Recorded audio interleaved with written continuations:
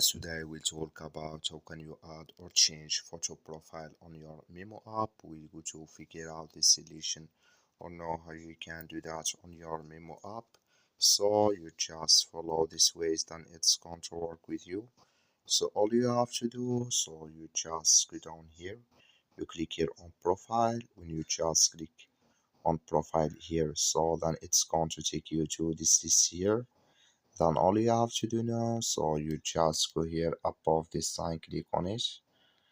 When you just click on it here, it's going to take you like this here. So then all you have to do now, you just click on this sign. When you just click on it here, it's going to take you to this list.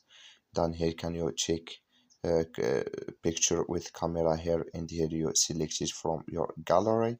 So that's all you have to do to add your photo profile or change it. That's all. Thank you for watching. Don't forget to support us by liking, subscribe.